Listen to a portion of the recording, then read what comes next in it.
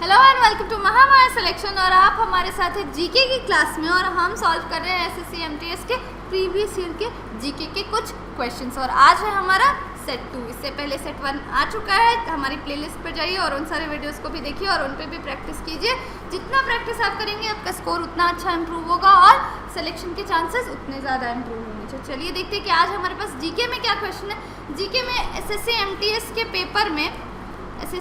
के पेपर में total 25 GK के क्वेश्चंस होते हैं जो डिफरेंट सेक्शंस से होते हैं। सेक्शंस क्या क्या हो सकते हैं हमारे पास? सेक्शंस होते हैं पहले तो पॉलिटी, हिस्ट्री, आगे बात करें तो ज्योग्राफी, इकोनॉमिक्स, साइंस के सेक्शंस भी होते हैं। साइंस में फिजिक्स, केमिस्ट्री और बायो, फिजिक्स, केमिस्ट्री और बायो के सेक्शंस होते हैं। इसके अलावा कंप्यूटर नॉलेज से भी कुछ क्वेश्चंस पूछे जाते हैं। और इसके अलावा जैसे स्पोर्ट्स से रिलेटेड, करंट अफेयर्स से रिलेटेड ये सारे क्वेश्चंस और भी स्टैटिक जीके के बहुत सारे अलग अलग टॉपिक से क्वेश्चंस पूछे जाते हैं। तो चलिए देखते हैं कि आज हमारे पास जो फर्स्ट क्वेश्चन है जीके में वो क्या है। वो है अ फोर्स में change dash of an object. ये क्वेश्चन फिजिक्स से है। अभी मैंने बताया था कि साइंस में फिजिक्स, केमिस्ट्री और बायो से भी क्वेश्चंस आते हैं। तो चलिए देखते हैं कि फिजिक्स का क्वेश्चन आगे क्या है। अ फोर्स में चेंज, फोर्स यानी कि बल जो होता है वो क्या बदल सकता है। किसी ऑब्जेक्ट में फोर्स यानी कि बल क्या बदल सकता है, क्या उसमें चेंजेस कर सकता है, क्या बदल सकता है। ऑप्शंस हैं हमारे पास स्पीड यानी कि गति, डायरेक्शन यानी कि दिशा, और शेप यानी कि उसका शेप, वो किस शेप का है, शेप में भी परिवर्तन क्या फोर्स ला सकता है। सो अगर हम फोर्स की बात करें, बल की बात करें, तो बल अगर हम किसी चीज़ पर लगाएं, मान लेते हैं कि हम किसी गेंद पर बल लगा रहे हैं तो क्या हो सकता है। किसी गेंद पर हम बल लगा रहे हैं तो ज़ोर से मारेंगे तो क्या होगा, उसकी गति क्या होगी, चेंज हो जाएगी। उसकी गति बढ़ सकती है, गति को घटा भी सकते हैं। डायरेक्शन, हम जिस दिशा में उसको मार रहे हैं, बॉल को, गेंद को फेंक रहे हैं, तो उसका दिशा भी हम चेंज कर सकते हैं। और शेप, अगर हम किसी भी ऑब्जेक्ट को दबाते हैं, बहुत सारे ऑब्जेक्ट्स होते हैं, उसे प्रेस करते हैं तो प्रेस करने पर वो क्या होता है, डीफॉर्म हो जाता है। प्रेस करने पर वो डीफॉर्म हो जाता है, उसका शेप बदल जाता है। सो ये तीनों हैं चीज़ें जो हैं, स्पीड में चेंज, डायरेक्शन में चेंज और शेप में चेंज, फोर्स ला सकता है। सो हमारा करेक्ट ऑप्शन क्या होगा, option 4। All options are correct. चलिए आगे बढ़ते हैं नेक्स्ट क्वेश्चन की तरफ। नेक्स्ट क्वेश्चन है good conductors may have loosely bound. Good conductors, conductors यानी कि जो इलेक्ट्रिसिटी को कंडक्ट करे, इसका मतलब होता है विद्युत चालक। इसका हिंदी में मतलब होगा विद्युत चालक, यानी कि जो इलेक्ट्रिसिटी के गुड कंडक्टर्स, अच्छे विद्युत चालक। गुड कंडक्टर्स यानी कि सुचालक। गुड कंडक्टर्स को हम सुचालक बोलते हैं और बैड कंडक्टर्स को कुचालक बोलते हैं। जो गुड कंडक्टर्स होते हैं यानी कि सुचालक होते हैं, उनमें लूजली बाउंड, ढीले बंधे हुए क्या होते हैं, उनमें ढीले बंधे हुए क्या होते हैं। सो ये जो हमारा, अगर हम एक एटम को देखें तो ये हमारा क्या होगा, न्यूक्लियस हो गया। न्यूक्लियस में न्यूट्रॉन्स और प्रोटॉन्स होंगे। न्यूक्लियस में हमारे न्यूट्रॉन्स और प्रोटॉन्स होंगे। और इलेक्ट्रॉन्स कहाँ होंगे, इलेक्ट्रॉन्स ये ऑर्बिट्स में होंगे, ऐसे ऐसे ऑर्बिट्स में हमारे इलेक्ट्रॉन्स होंगे। और ये क्या होंगे, ये लूजली बाउंड होते हैं। ये जितने लूजली बाउंड होंगे, इलेक्ट्रॉन की जो कंडक्टिविटी होगी, इलेक्ट्रिसिटी कंडक्ट करने की जो कैपेसिटी होगी वो उतनी ज़्यादा अधिक होगी, उतनी ज़्यादा इंक्रीज होगी। सो ये वाला क्या है, हमारा इलेक्ट्रॉन है। और यहाँ क्या होता है, हमारा न्यूट्रॉन और प्रोटॉन होता है हमारा। सो इलेक्ट्रॉन क्या होता है, लूजली बाउंड होता है। इलेक्ट्रॉन हमारे लूजली बाउंड होते हैं। सो इस क्वेश्चन का हमारा करेक्ट आंसर क्या होगा, वो होगा ऑप्शन 4, इलेक्ट्रॉन्स। चलिए अब आगे बढ़ते हैं नेक्स्ट क्वेश्चन की तरफ। नेक्स्ट क्वेश्चन है what is the full form of URL. Full form of URL, मैंने बताया था कि कंप्यूटर नॉलेज से भी कुछ क्वेश्चंस होते हैं, एटलीस्ट 2 क्वेश्चंस तो कंप्यूटर नॉलेज के पेपर में होते हैं। तो हमसे यूआरएल का यूआरएल का फुल फॉर्म पूछा गया।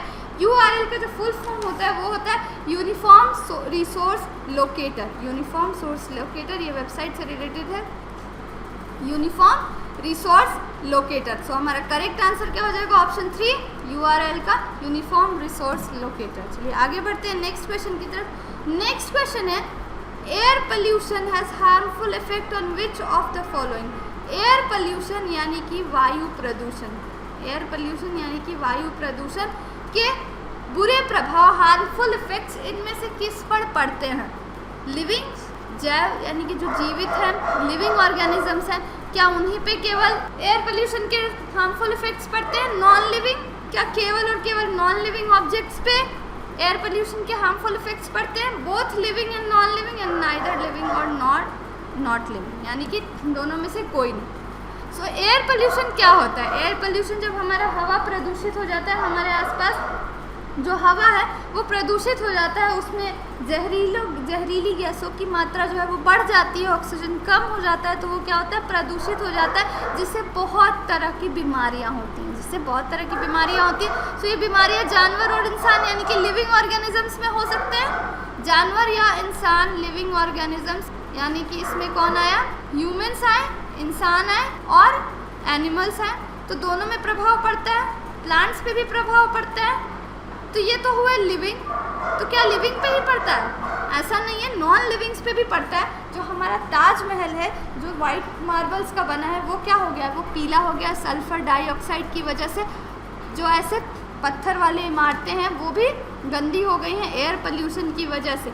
सो इसका जो करेक्ट आंसर होगा वो होगा both living and non living, यानी कि लिविंग और नॉन लिविंग दोनों ही ऑब्जेक्ट्स पे एयर पोल्यूशन का हार्मफुल इफेक्ट पड़ता है। चलिए देखते हैं नेक्स्ट क्वेश्चन की तरफ। नेक्स्ट क्वेश्चन क्या है? नेक्स्ट क्वेश्चन है व्हाट इज प्रधानमंत्री सुरक्षा बीमा योजना? व्हाट इज प्रधानमंत्री सुरक्षा बीमा योजना? हमसे पूछा गया है कि प्रधानमंत्री सुरक्षा बीमा योजना यानी कि PMSBY क्या है? प्रधानमंत्री सुरक्षा बीमा योजना क्या है? ऑप्शन हमारे पास है health insurance scheme, financial inclusion scheme, life insurance scheme या एक्सीडेंट इंश्योरेंस स्कीम। तो मैं बता दूं आपको कि प्रधानमंत्री सुरक्षा बीमा योजना है जो वो 2015 के बजट में इसका अनाउंसमेंट जो हमारे फॉर्मर फाइनेंस मिनिस्टर थे अरुण जेटली जी, उन्होंने किया था।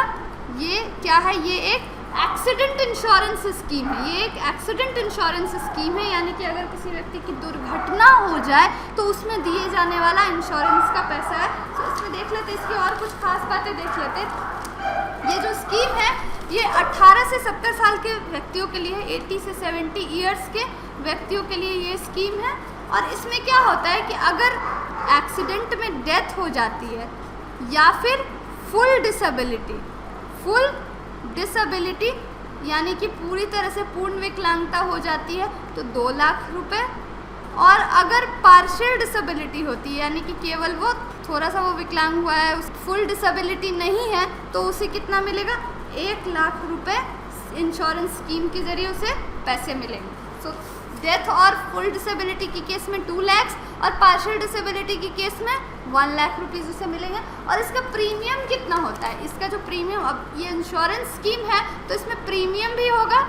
सो इसका प्रीमियम जो होता है ये ₹12 पर एनम, यानी 1 साल में आपको 12 रुपये, केवल और केवल 12 रुपये प्रीमियम के तौर पर देने हैं। और आपको जो फ़ायदा मिलेगा अगर ऐसी केस हो जाती है तो 2 लाख रुपए डेथ और फुल डिसेबिलिटी के केस में, और पार्शियल डिसेबिलिटी के केस में 1 लाख रुपए इस इंश्योरेंस की तरफ से मिलेगा। चलिए आगे देखते हैं नेक्स्ट क्वेश्चन क्या है। नेक्स्ट क्वेश्चन हमारे पास जो है वो है who invented the world wide web? World wide web जो कि काफ़ी यूज़ करते हैं हम, जिसे WWW बोलते हैं, इसका इन्वेंशन किसने किया? इसका इन्वेंशन हमारे पास ऑप्शन है Tim Berners Lee, John O'Sullivan, Jan Koum and Steve Jobs. तो इसका जो WWW का इन्वेंशन है ये टिम बर्नर्स-ली ने किया था। टिम बर्नर्स-ली, उन्होंने WWW का इन्वेंशन किया था। चलिए अब आगे बढ़ते हैं नेक्स्ट क्वेश्चन की तरफ। नेक्स्ट क्वेश्चन जो हमारे पास है वो है Sachin Tendulkar played his last test match in which stadium? Sachin Tendulkar ने, जो क्रिकेट खेलते हैं, गॉड ऑफ क्रिकेट है वो, मास्टर ब्लास्टर सचिन तेंदुलकर, उन्होंने अपना आखिरी टेस्ट मैच कौन से स्टेडियम में खेला था? कौन से स्टेडियम में उन्होंने अपना आखिरी टेस्ट मैच खेला था? तो हमारे पास ऑप्शंस क्या है? Wankhede stadium, DY Patil stadium, Brabourne stadium and none of this. So उन्होंने अपना लास्ट टेस्ट मैच जो है वानखेड़े स्टेडियम में खेला था। वानखेड़े स्टेडियम में खेला था। सो आपको कमेंट सेक्शन में ये बताना है कि वानखेड़े स्टेडियम जो है ये कौन से स्टेट में लोकेटेड है? ये वानखेड़े स्टेडियम कौन से स्टेट में लोकेटेड है, ये आपको कमेंट सेक्शन में बताना है। चलिए अब आगे देखते हैं। नेक्स्ट क्वेश्चन हमारे पास क्या है। नेक्स्ट क्वेश्चन है who is the author of book named unbreakable. Who is the author of book named unbreakable. एक किताब है जिसका नाम है अनब्रेकेबल। अनब्रेकेबल इस किताब को लिखा किसने है, और हमारे पास ऑप्शंस है Mary Kom, Ahmed Faraz, Vijay Dasda and none of these. हमारे पास 4 ऑप्शंस है, Mary Kom, Ahmed Faraz, Vijay Dasda and none of these.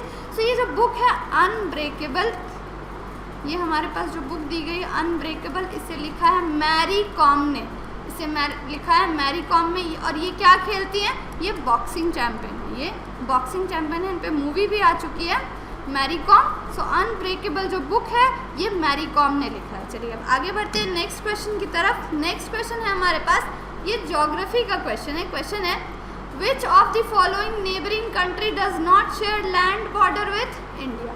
Which of the following neighbouring country does not share land border with India. हमारा जो देश इंडिया है उसके साथ कौन सा देश लैंड बॉर्डर यानी ज़मीनी तौर पे बॉर्डर शेयर नहीं करता है। सो हमारा जो कंट्री है वो ऐसा है, कुछ इस साइड में, इस तरफ ऐसा है। सो जो हमारा पार्ट है ना,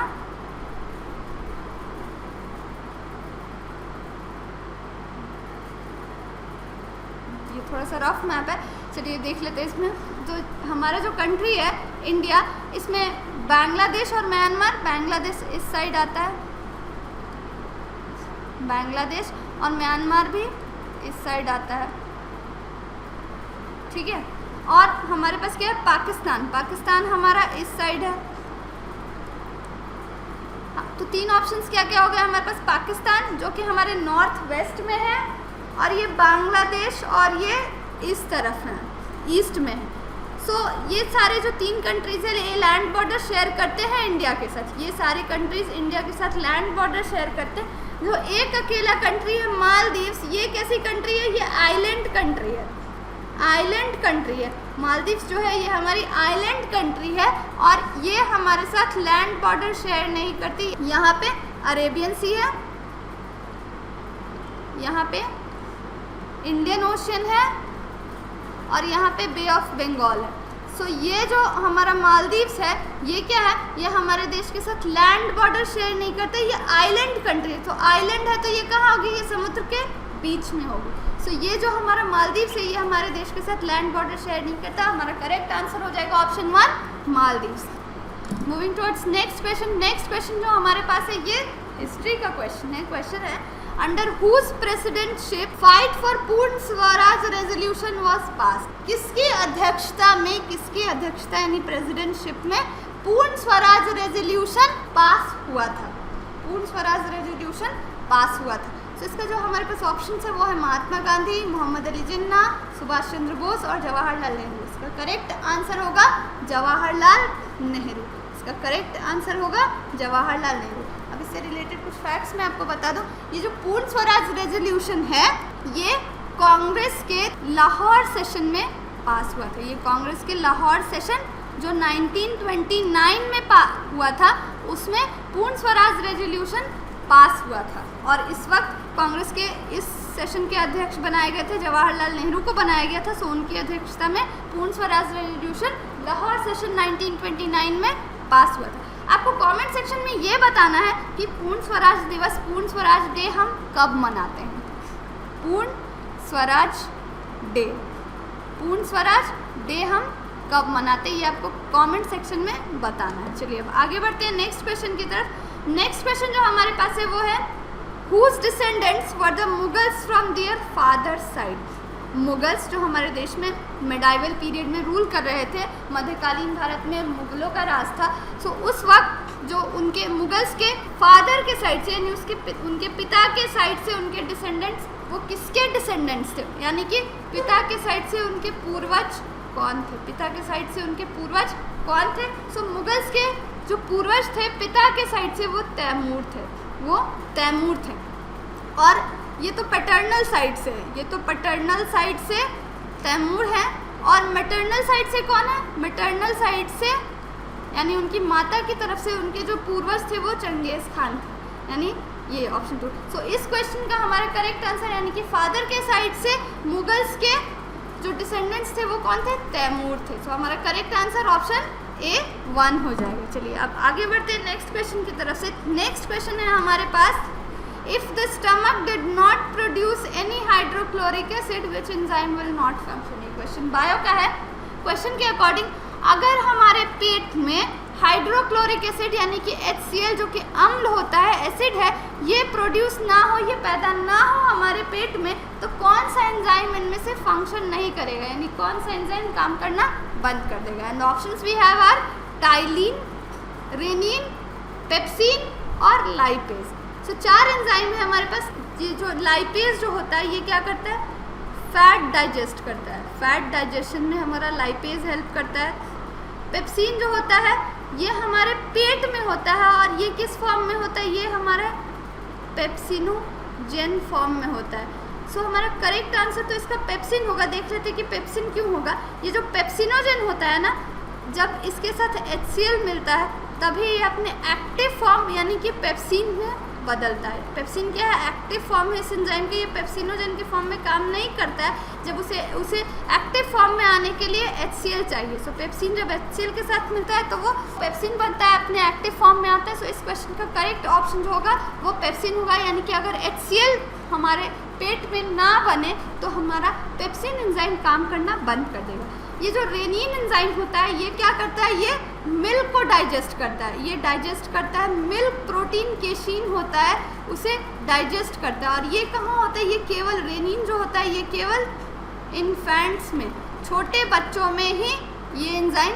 होता है। सो अब आपको बताना है कि ये जो हमारा फर्स्ट एंजाइम है जो टाइलिन है, टाइलिन ये कहाँ होता है। टाइलिन हमारे कौन से सीक्रेशन में टाइलिन पाया जाता है, ये आपको कमेंट सेक्शन में बताना है।